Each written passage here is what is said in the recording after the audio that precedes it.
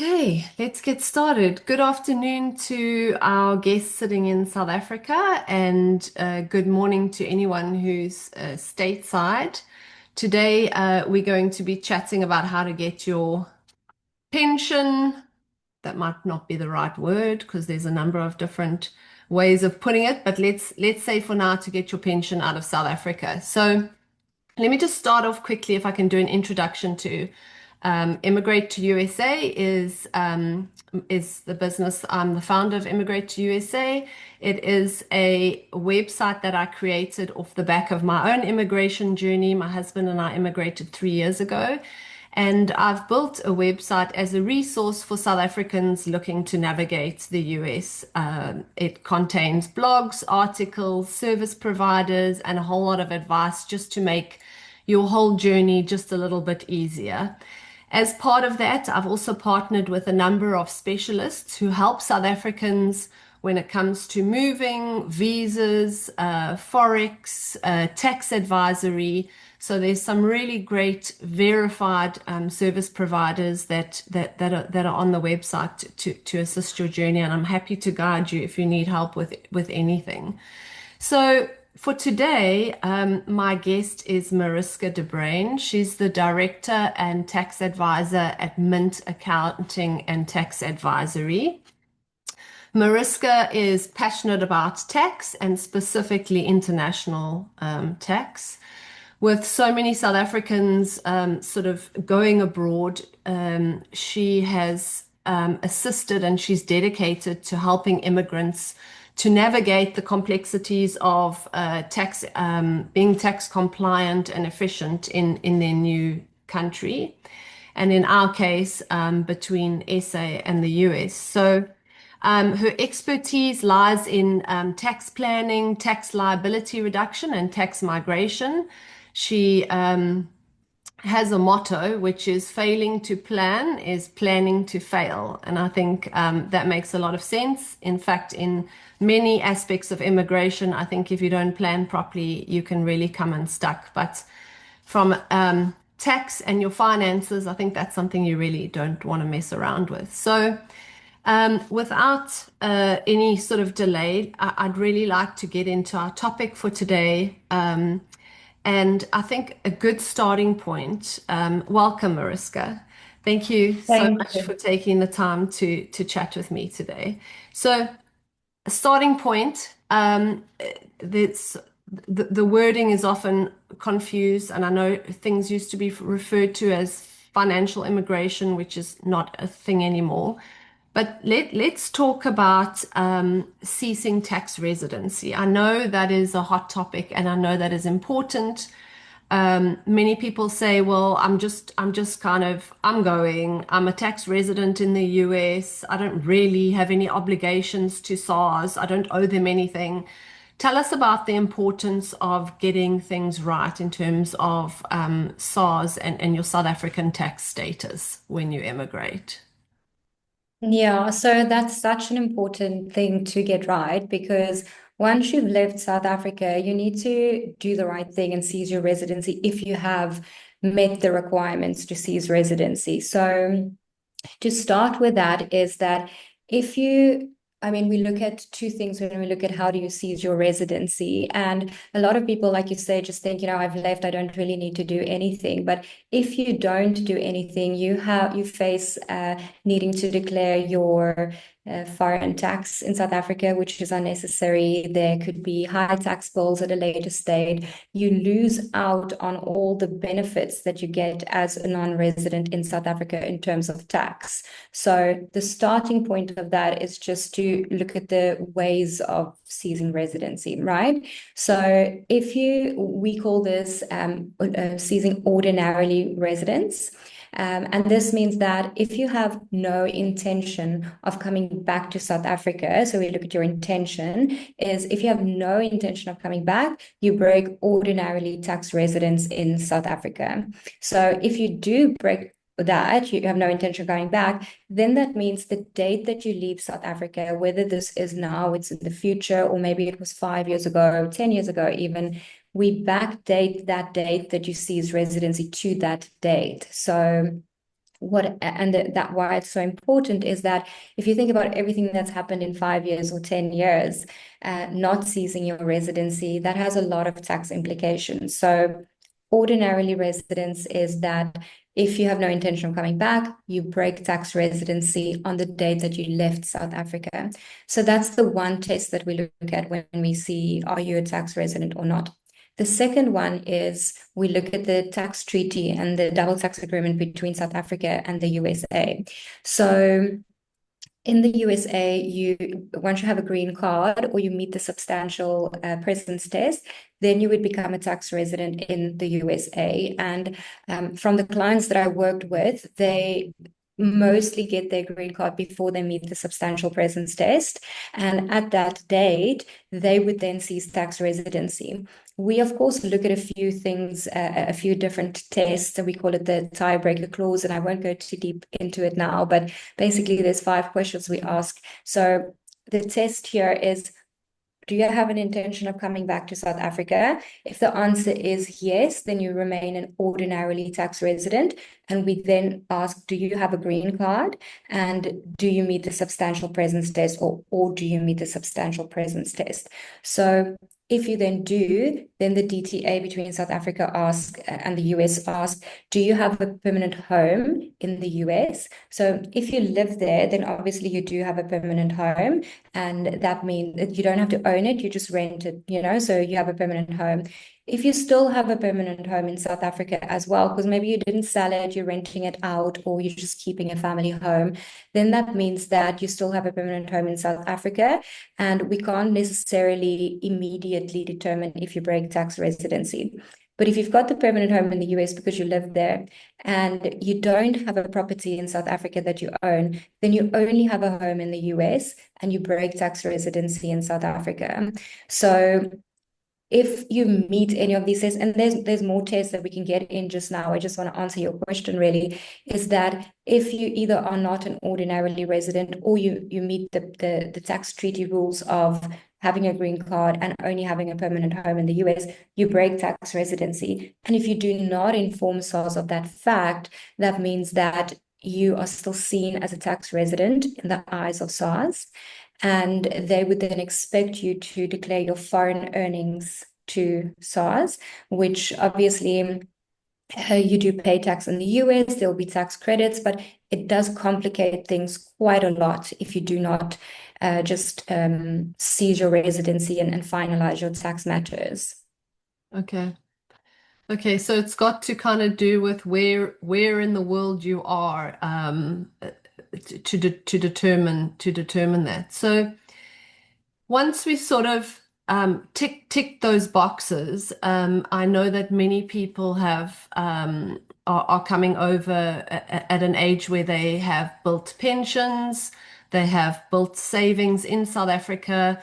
I think sort of before we look at extracting that sort of those pensions or whatever we're going to call them, but before we look at the extraction of that, maybe you can talk us through the different types of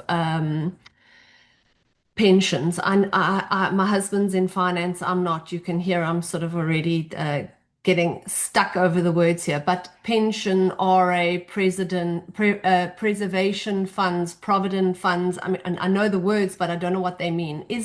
Do we need to know the difference between those sort of pension categories in terms of being able to extract them? Yeah, so they all have different rules of how they can be withdrawn or not. So your pension is generally something that you would have gotten through your employment. So the rules to that is, and I want to just say with that, there's two sets of rules now because I think everyone's aware of the two-pot system that was brought in September last year. So I'm just going to speak of it as if that didn't exist just right now, is that you've got your pension that when you resign from your employment, you can withdraw your pension or you can transfer that into a preservation fund. So if you emigrate, you can also withdraw your pension and you can take that immediately. So Then you've got your preservation fund, which would generally be that you had a pension which you transferred to another fund, and you preserve it for future, right? So a preservation fund has the rules that you can withdraw from it once in your lifetime, before retirement, and you can take a lump sum from that. If you have taken your lump sum from your preservation fund and you still have funds available in that, then it has the same rules as a retirement annuity. A retirement annuity is generally something you take out yourself with your financial advisor, or maybe with your employer, but generally you don't. It's something you take out yourself. So a retirement annuity has the rules that you can only withdraw this at the age of 55, or when you have emigrated from South Africa and you've been a non-resident for 3 consecutive years, then you can withdraw your retirement annuity fund. So the preservation fund that I just spoke of, if you've done your once in a lifetime withdrawal from it and you still have funds from it and you've emigrated, then you also have to apply to the retirement annuity rules, which is you have to be a non-resident for 3 consecutive years. And then you have a provident fund, which has the same rules now after its own rule changes a few years ago. It also has the same rules as a retirement annuity fund. So basically everything apart from your pension fund. So let's say you leave South Africa today, and you want to have some funds to take with you. You can take your pension fund and you can cash out a preservation fund if you haven't before, but anything else you have to wait 3 years. If you've already been there for 10 years, 5 years, and we seize your residency today, you are eligible to withdraw your retirement annuity immediately because you've met that 3-year rule, right? So just the summary is that a pension is immediately, preservation is once in your lifetime, or on RA rules, retirement annuity rules is 3 years, and so is provident fund. So to bring in the two-part system there is that everything that you had in your, let's call it your retirement annuity, sorry, no, let's call it pension. Everything that your let's say your pension was worth R1 million, as at 31 August 2024, that goes into your vested part, which means it has the rules that I just explained around pension. You can withdraw that immediately when you resign from your employer. All your contributions and savings as of September 2024 now has the same rules as a retirement annuity. A retirement annuity, if you didn't emigrate, has the rules that at the age of 55, you can withdraw 1/3 as a lump sum, and the remaining 2/3 need to go into a living annuity, and that gives you a pension to live for the rest of your life, right? But when you emigrate, the benefit that you have is that you can withdraw a full, you are not subject to the 1/3, 2/3. You can take all of your funds out of South Africa to the US and you can invest it there, in whatever you want to. So that's the difference between maturity, withdrawing your pension products on maturity, or withdrawing it on immigration. Okay. Okay, so I think you've answered some of sort of the thoughts in my mind regarding it is possible uh to move your money. Sometimes there are waiting periods that apply. How does SARS tax these withdrawals? So from a tax perspective, do you pay more tax when you take your money? Are you liable for a tax payment that you may not have had to pay if you had waited or taken it out in South Africa?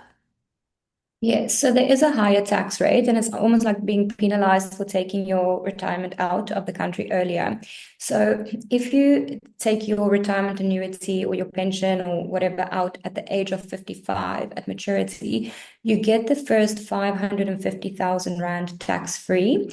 And the balance is taxed between 18 to 36%. So this is only the 1/3. So it does give you quite a substantial tax saving. The amount that goes into your 2/3, then you deduct as a or you get as a living annuity or a pension every year, and that's taxed at your normal rate. So you can, in your living annuity part, you can make withdrawals between 2.5 to 17.5% per year. So depending on how much you withdraw from your living annuity, it's going to depend on how much tax you pay annually. But if you think about it, if you are at the age of 55 or maturity retirement, you're not earning a salary anymore. So your tax rate automatically falls a lot. So for that reason, it has much better tax benefits than withdrawing on immigration. But the reason why people would consider withdrawing on immigration, even though you pay a higher tax, and the difference that you pay is that if you withdraw on immigration, only the first 27,500 is exempt from tax, where just now I explained on maturity, the first 550,000 Rand is tax-free. So that's quite a big difference. Mm. And then the balance the tax between 18 to 36%. So you can essentially say that about 36% of your retirement savings is going to go to tax. So the determining factor here is, I would say, someone's age. So if you're close to maturity age, I would definitely say rather wait until you're 55 and withdraw on maturity. You get that tax benefit and you get your living annuity. And I want to touch on that now, but compared to if you are maybe still in your 30s or maybe even in your younger 40s, you might want to consider withdrawing your retirement annuity now, paying the higher tax and sending the money abroad. Because if you invest that quite cleverly, you can recoup the tax that you paid in a really good investment. And what you are facing is that if you leave that retirement money in South Africa to save the tax, is that in 10, 20 years from now, our Rand would have depreciated a lot more. So you are losing a lot more on the Rand dollar that you need to send out of South Africa at that stage. So for that reason, the decision to when to withdraw and what tax rates to pay is really to do with your age, I would say. Okay. Yeah. And then I do want to touch on the living annuity as well, is that that's the only policy or retirement product that you have that you cannot withdraw when you retire, when you emigrate. So on immigration, you can withdraw pension, preservation, provident fund, retirement annuities. Living annuities can never be withdrawn on immigration. So if you have already cashed it out in your 1/3, 2/3, and you have a living annuity, it remains in that status. And even if you live in the US, you have to withdraw your 2.5 to 17.5% per annum. It cannot be withdrawn until there's only a value of 125,000 Rand left. Then you can take that full lump sum. So what I usually advise people is then if you want to maximize and take your money out of South Africa as soon as possible, take the 17.5%. And then there is some taxing benefits between South Africa and the US where it is taxable in South Africa and it is taxable in the US, but you can at some times, depending on some factors, you can get an exemption in South Africa, but it depends on how long you've had the living annuity before you left the country. It gets very complex, but there is an option that you could have it exempt in South Africa. Okay. Okay. I just wanted to say to our audience, if anybody wants to post some questions in the Q&A section while Mariska and I are chatting, please feel free to add those questions there. And if we haven't covered them in our discussion, then as we get to the end of our discussion, we can cover those questions for you. So put your questions in the Q&A. Okay, so we've sort of covered the different types, the weighting, the tax implications. What are the reporting and tax implications on the US side for individuals bringing in their pensions? Are you able to tell us a little bit about that? So I won't touch too much on the US taxes because that's super complicated. And I think anyone going to the US and becoming a US tax resident, you're such strong people because I think that's very complicated. But what I can say is that It is taxable in the US as well. So you will have to report your income there. And then if it is, because the double tax agreement between South Africa and the US provides for the relief of double taxation. So you're not going to pay double tax, but if it is that you are not eligible for the exemption, then you'll pay tax in South Africa, it will be withheld. You will declare that in your US tax return, and then the tax that you paid in South Africa will be a credit in the US. So you're not going to pay double tax on your pensions of South Africa in the US. Okay, okay, that makes sense. Um, and just sort of going back to your point of making a decision as to weighing up whether the tax you're paying on withdrawing and moving it over here. And I know from our own personal experience, the decision was if we left or shelled my husband's pension there, what did it stand to make over the next sort of 10 years versus if he paid the tax he was liable for there to withdraw, bring it over here and then let it sort of work for him here, or he can invest it. And he had to weigh up whether what the benefits of those sort of the difference between what he would make in with the money in South Africa versus paying the tax and bringing it over here. So that is something that I think a sort of good wealth advisor or investment specialist can sort of advise you on in terms of what your pension is making there, whether it's worthwhile paying the tax and bringing it over.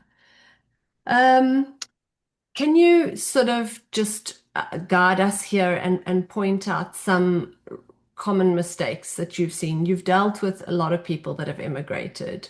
Uh, I know your motto is about planning and doing things properly from a tax and financial perspective. So, what are some of the common mistakes that you've encountered and that you would sort of just give as advice for people that are either sort of navigating this right now or potentially already sitting here that may not have sort of ticked the right boxes already?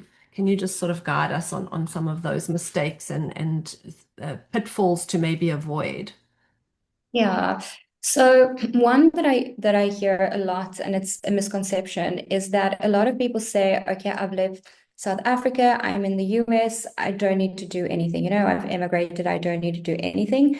By doing that, you're really only temporarily abroad and you're still subject to tax in South Africa on your worldwide income and assets.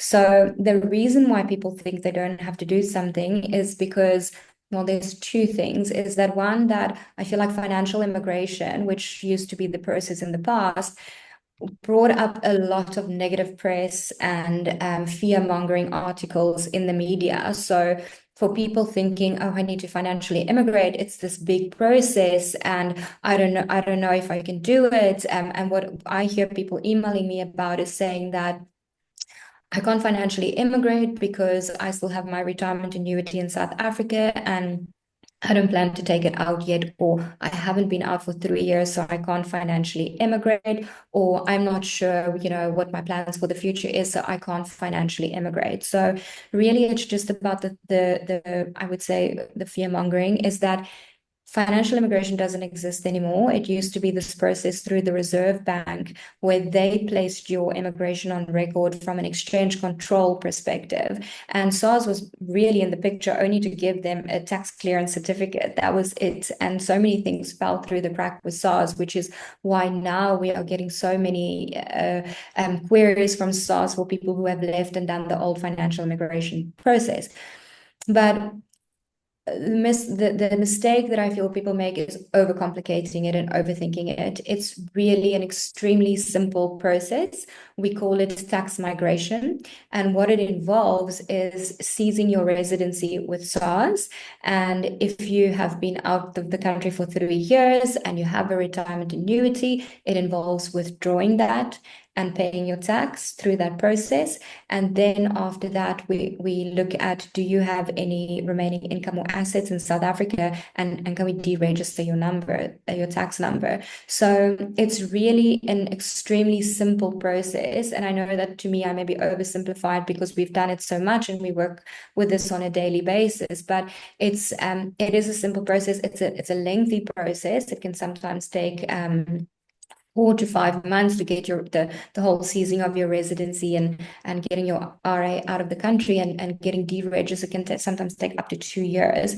But it is a simple process, and the mistake that people make is thinking, I'm not going to do it because I'm scared of it. I think you're more at risk not doing it than doing it. And SARS has recently actually made a statement that people, so what we hear a lot is also people saying that I'm coming back, I'm going to be here for 5 years or 10 years, and I do plan to come back. So I'm not going to do anything about it. I'm just going to leave it. There's another mistake that I'll explain just now, but I'm just going to leave it. And what SARS has done is they've picked up on this. And what they have said now is that they are going to penalize those people when they come back to South Africa. So you've left, you've either just submitted zero returns in South Africa, or you've never done anything and you've gone under the radar. The plan with SARS is when you come back to South Africa, they will penalize you for all the returns that you did not submit, for all the foreign earnings that you did not declare because you never ceased your residency. And it's not a fact of then going back and saying, oh no, but I actually, I wasn't a tax resident. No, you didn't place that on record with SARS. So by all formalities, you were a tax resident and you do owe SARS that tax. And that is a movement that SARS is making now, which I think is going to cause a lot of problems for people who just won't cease their residency. So that's the one mistake. Yeah. And then the second one is that a lot of people also say, I earn below 1.25 million Rand, I don't need to cease residency. These two things are not linked with each other at all. So where the 1.25 million Rand comes in is that we have a foreign employment income exemption, which means that if you as a South African earn foreign income, your first 1.25 million Rand that you earn abroad will be exempt in South Africa if you meet the requirements of being out of the country for 183 days of the year, of which 60 is consecutive, and you're in an employment contract. So you're not a subcontractor or a freelancer. If you meet those requirements, the first 1.25 million Rand income is exempt in South Africa. So people say, okay, well, I earn below 1.25 million Rand. I don't need to seize my residency. I'm anyway not paying tax in South Africa. And where this goes wrong is that the Income Tax Act says that this exemption is only available to South African tax residents. So if we go back to where I started and said that we look at your ordinarily residence test. Do you have an intention of coming back? Yes, you do, because we've just discussed that. Secondly, what does the US DTA, double tax agreement and tax treaty say? You've got a green card. You've only got a permanent home in the US. You don't have a property in South Africa, or you do, but you meet one of the other requirements. Then you are a tax resident of the US, and you can only ever be an exclusive tax resident of one country at a time, right? So once you meet those tests, you are obligated to inform SARS. It's actually in the Tax Administration Act that you have 21 working days to then inform SARS. So the reason why the 1.25 million Rand is really not available to people who have met the requirements is because it's only available to tax residents. So the two are not really linked. And then to take that further even is that if you're a non-tax resident of South Africa because you meet the test or you have no intention of coming back, then all of a sudden none of your foreign earnings are taxable in South Africa, which means that you don't even have to worry about the 1.25 million Rand because it's anyway not taxable here. Okay. So in essence, if you leave for a period of 5 years, you are according to the presence test a tax resident in the US. You cease tax residency in South Africa. If you did go back, is it as simple as just applying and changing your status again? Yeah, so in the past, well, currently it is still, we call it a reinstatement of your tax number. So if you've seized it, you come back, it's literally an appointment with SARS. We say this person is back, they want to reactivate their tax number, and that takes up to 21 working days. So that wasn't a problem. But the added steps to that is now going to be the questions: did you seize your residency? Where were you? How long were you there? What did you earn? What assets did you have? So it is going to become a more complex process in the future, where SARS is going to go, okay, well, you didn't follow the process, so for that reason, there's going to be some penalties happening. Okay. So, in my or particular case, I have ceased tax residency, but I'm still employed in South Africa. I still earn an income there. So someone asked me the other day, do I still have my allowance to extract funds from South Africa without having ceased tax residency? What is the process now that I'm no longer a tax resident? Yeah, so anyone who's a South African tax resident has their 1 million rand single discretionary allowance that you can send abroad every year without having exchange control or SARS approval. But when you seize residency, you lose that 1 million rand single discretionary allowance, and you have to apply for an AIT PIN, which is an approved international transfer PIN that you need to apply for. It's from the first like 100 rand that you want to send abroad. And this it's not an additional one just for immigrants. It's actually like if I use my 1 million rand single discretionary allowance in a year and I want to send more than 1 million rand, then I also need to apply for this AIT PIN. And it's an application with SARS where you say, I want to send out 5 million rand, and then they just want to know what is the source of your funds. So I sold my property, I cashed out my retirement annuity, I got my pension from work, right? So you can just prove to them where these funds come from. And there's a whole lot of documents that go with that, because they don't just believe you when you say that. You have to prove the supporting documents, and then they'll give you the PIN, and it takes 21 working days to be approved. And then exchange control will allow those funds to flow out of the country. Okay. Um, I I think I just need to, or I just want to put it out there to the audience. If there's any sort of questions that you want to pose at a later stage, or if you want to set up a consult with Ms. Mariska, please just reach out to me. I will share the recording with anyone who registered, and if you sort of want to take it further. I think let's jump across to some of the Q&A that's here. We may have already answered it, but let's see if we can help with some questions. So if you still have an RA in South Africa that you need to wait the 3-year period, do you still need to be a South African SARS registered during that period, that 3-year period? Yeah, that's actually a very good question. And it gets complicated. But okay, so if you have left the country and you haven't been out for 3 years yet, but you meet the, you have no intention of coming back, so you break ordinarily residence, then you need to seize your residency immediately. You don't wait for the 3 years before you do that step. So you do step number one, you seize your residency.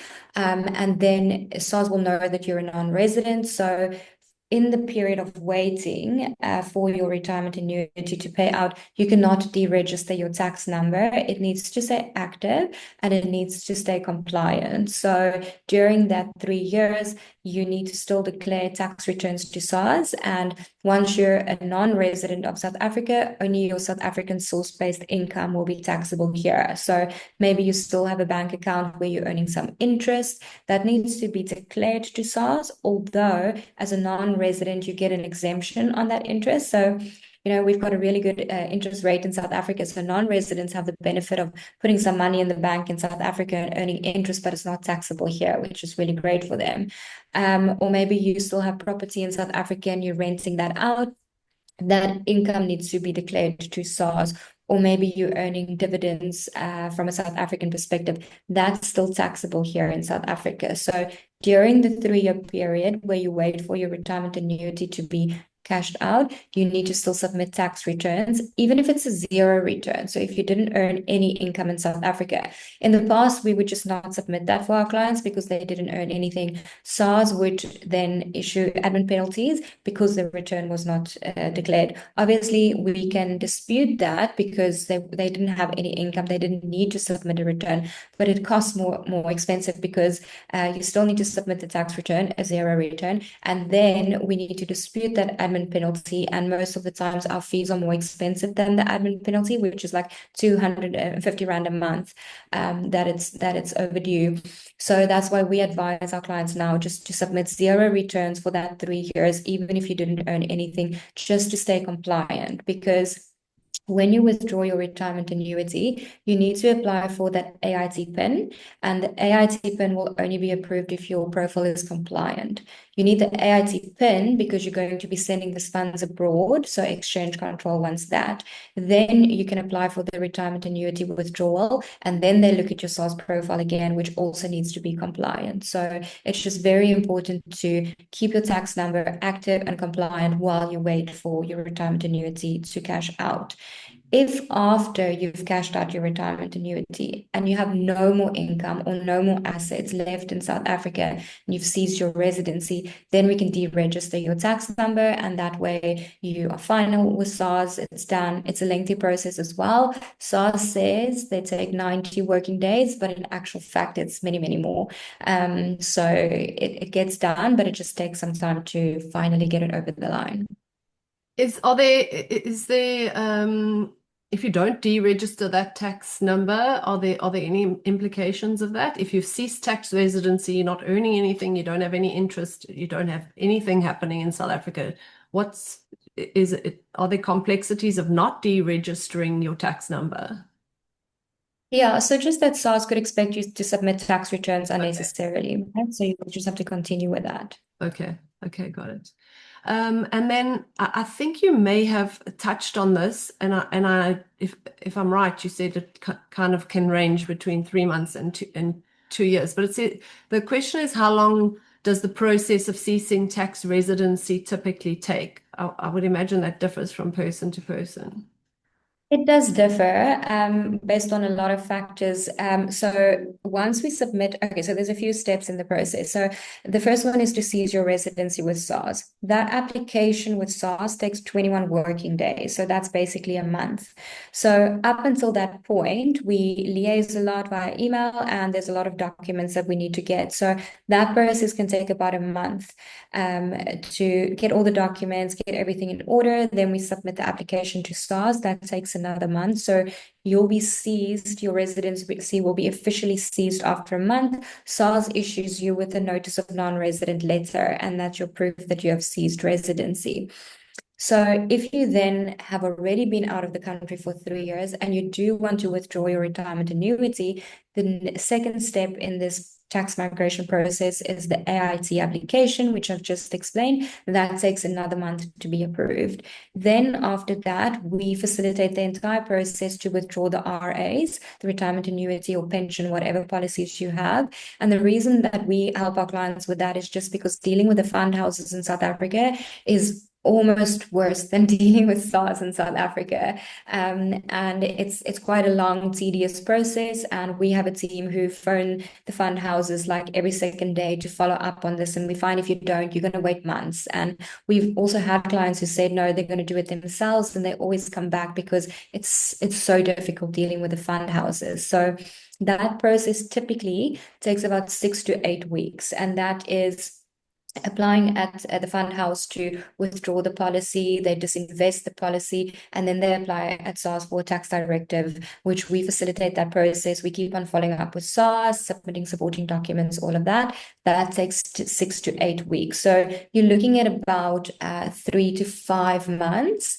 to get that withdrawn. It also depends on what time of the year you start this process, because SARS goes on skeleton staff between the 15th of December to the 15th of January. So during December and January for 2 months, it's almost like a dead house. So if you start your process during that, we always tell people just expect it to take 2 months longer. And also when SARS comes back in January, generally there's a backlog of work. So it depends on what time of the year. There's certain times that we will submit an application and it's approved within 5 days, and then other times it's a month or maybe even a little bit longer. So it depends on that. So within a month, you'll have your formal notice that you've ceased residency. Within 4 to 5 months, you should have your retirement annuity in your bank.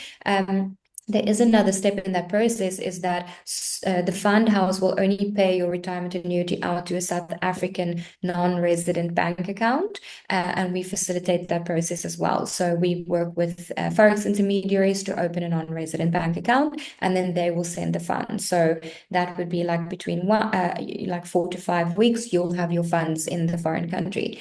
Then after that, your tax return needs to be submitted in the next year when tax season opens.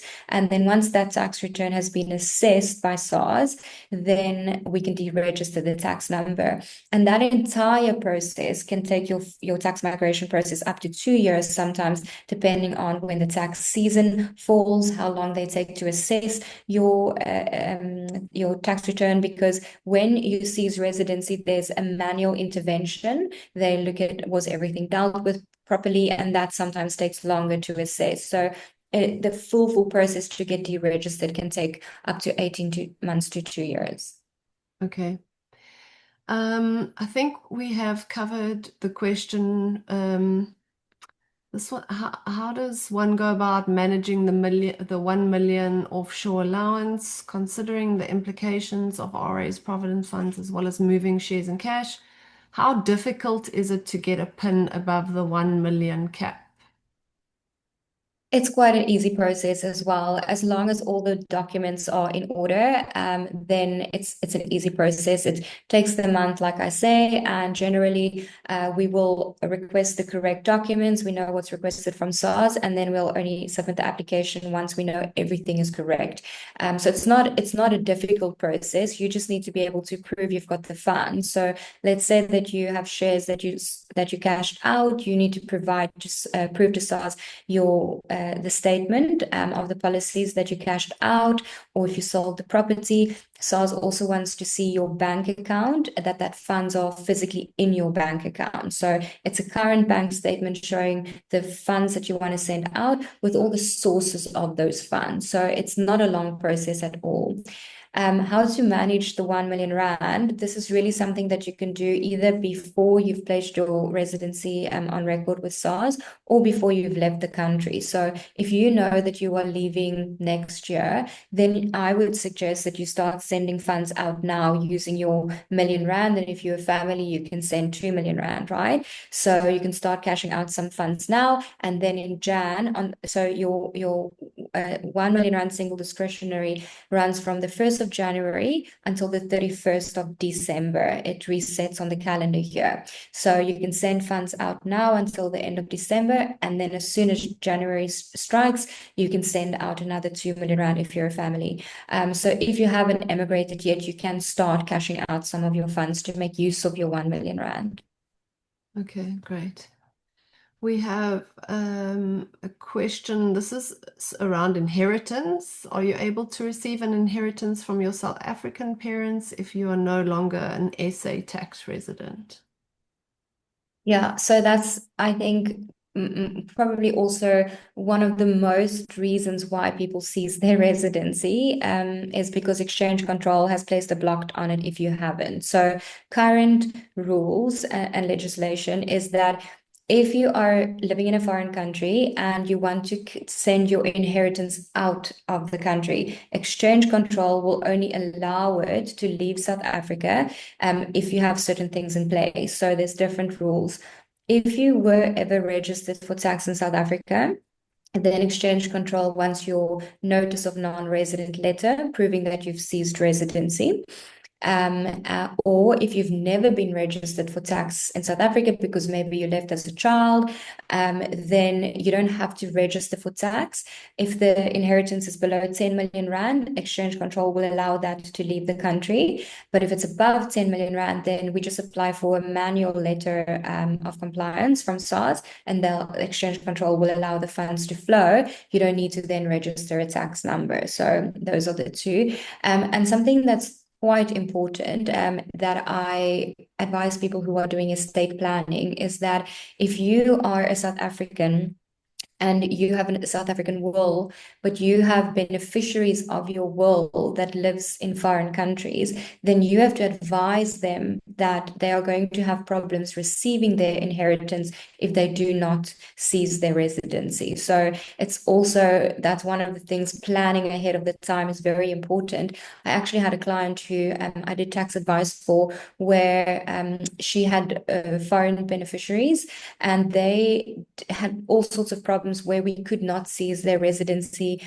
They didn't have, there was just a lot of problems. So what would have happened then is their inheritance would have been stuck in South Africa because they exchange control wouldn't let them take the funds out. So then ahead of time, we could change her will to give all her South African assets to one of her beneficiaries who was never a tax resident. So exchange control will let that flow, and she could, in her will, say all the foreign assets need to go to her foreign beneficiaries because they would have not been able to take funds out of the country. So also very important, if somebody has a South African estate with foreign or non-resident beneficiaries, very important that they seize their residency as well.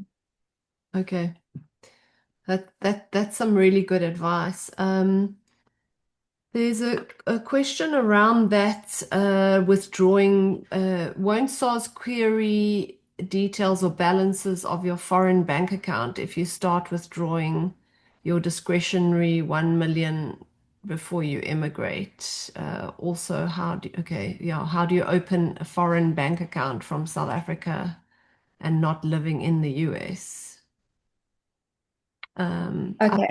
Yeah, I think you have. I think you've sort of covered. I mean, your discretionary allowance is something that you're allowed. I don't think it's questioned as long as there's a source of funds, right? Correct. So you don't, if it's below the million Rand, you don't need to prove anything to anyone. You can literally send the funds from your apps or your FNB. So Yeah. you don't need any for that. What they do ask though, when you do apply for the AIT PIN, is they want to know what are your South African assets and what are your foreign assets, but they don't ask for proof of it. That you basically provide them with a statement of assets and liabilities for the past 3 years, and this includes your foreign and your local assets. And again, people are very scared to provide this information to SARS. It's not a problem unless you've evaded tax, obviously. But they've never, in my experience, asked me for my clients proof of whatever is on their statement of assets and liabilities. It's just information that they want. Okay. Um, the question asks, how do you open a foreign bank account from South Africa and not living in the US? So, I mean, I can speak to that. It's very difficult to open a US bank account sitting in South Africa. Generally, you need to be present to open a bank account here. I know that you guys, when it comes to those individuals sitting already abroad that need their pensions to be paid out by the different sort of places that hold the pensions in Providence, you set up the bank account on their behalf. Am I correct, to facilitate that process? Yeah, we work with a Forex intermediary and everything is electronic. So they don't need to be in South Africa. The whole process is managed electronically, and it's a CCM account or a non-resident account. So generally you won't have internet access to these kind of bank accounts, but it's generally just used to facilitate your transfer of funds from South Africa to the US or wherever you are in the world. But it's quite an easy process. I mean, I say easy. There's a lot of FICA and stuff that you need to go through. It's paperwork, but it's you can do it. You don't need to come back to South Africa to do it. Okay. I think we've covered most. I think, okay, there's one question here that we haven't covered, and that is maybe you can just give us an idea as to the documents required for ceasing tax residency. Is there sort of give us an idea as to what's sort of required by SARS? Okay, so it's your general FICA documents, ID, passport, proof of address, bank statement, and then they want your passport stamp from when you left South Africa to prove that you've exited, and then your visa allowing you to go into that country. So, you know, what allowed you to go there. If you had a US passport, that would be how you were allowed to go into that country. And then they want a travel diary. So if you went to the US, came back, because lots of people left 5 years ago, they come to visit their family. So they just want a travel diary to see when you left, when you came back, and then your corresponding passport stamps. So this is really just to see that you came and left, you know, that you never uh, you know, you're saying that I am immigrating 5 years ago, but really you are you spent a lot of time in South Africa. So they just want to see that. And then a very important document that they need if you want to withdraw your retirement annuity is a tax residency certificate from the US. And this is something that sometimes takes quite a while to obtain, because I think how I understand it is that you first need to submit your US tax return for that Yes. year, or they will give you a tax residency certificate. And sometimes it's not tax season yet, so that can delay you getting a tax residency certificate from the US. But that's only when you get to the retirement annuity portion of it. You can seize your residency without this. Yes. Generally, what we support SARS is sometimes it's very inconsistent with SARS as well. Sometimes they'll approve the residency change without anything, any proof that you're a tax resident there. Sometimes they want the tax residency certificate, but we get away with giving your tax registration, so proof that you've done that, that you've got that registration. Yeah. And then there's I think there's also a few sort of proofs that you live and exist. I know we sort of had to provide a gym contract or something that shows that we actually um, living in the US, a mortgage statement or a rental or a lease agreement. There's a few other sort of supporting documents that I remember we had to provide. Yeah, so it depends on what your situation is as well. Like if you still have some ties in South Africa, then it comes back to that tiebreaker clause. So the first one that I explained was, where do you have a permanent home? The next one is, where's your economical substance stronger, right? Yes. So and that's why they would then want to look at, where's your gym contract? Did your wife and kids immigrate with you? Are you going to school on that side? Do you have employment? Do you have a home? Like, you know, they do dig into those things. But that's if you still have, you know, if it's not an easy case, you know, Okay. there's some situations. Yes. Okay, that makes sense because I'm still earning in South Africa, but I'm proving to them that I actually live here. So I think that's where there was a little bit more sort of burden on providing proof for that. So, Yeah. sorry, carry on. I want to actually just touch on that topic. You know, if you do immigrate and you live in the US, but you do still earn from a South African employer, I also just want to explain to everyone like what that looks like for you. So, South African source-based income. So let's say that you live in the US, you've seized your residency, so now you are only subject to tax in South Africa on your South African source-based income. Even though your South Africa your salary is from a South African employer and you get it from them, that's not South African sourced. It's sourced where your feet are. So if you are physically in the US while earning that salary from South Africa, it's not a South African sourced salary or income, and it's not taxable in South Africa. So you can get an exemption for that. There's a tax directive that you can apply for, that your employer in South Africa doesn't have to deduct pay as you earn. And there's a specific code that they can use on your IRP5. And then you also don't pay tax on that South African salary in South Africa. Of course, you're going to pay tax on that in the US, but you won't have that withholding pay as you earn in South Africa. Okay, that's interesting. That's interesting. I think we've answered all the questions and we're almost on the hour. Thank you for spending the time chatting with us. I know that sometimes this can get complex and it's sort of a topic that's quite scary to people because it's the money that they've sort of saved up for many years. So thank you, Mariska, for taking the time to sort of chat us through this. If, as I mentioned previously, I will share the recording and the contact details for anyone who wants to get in touch and sort of chat with Mint a little bit more regarding their unique needs, and you can take it from there. So I really appreciate you and your time today, and thank you to those people who joined us today as well. You're welcome. Thank you so much. Cheers. Thank you. Bye.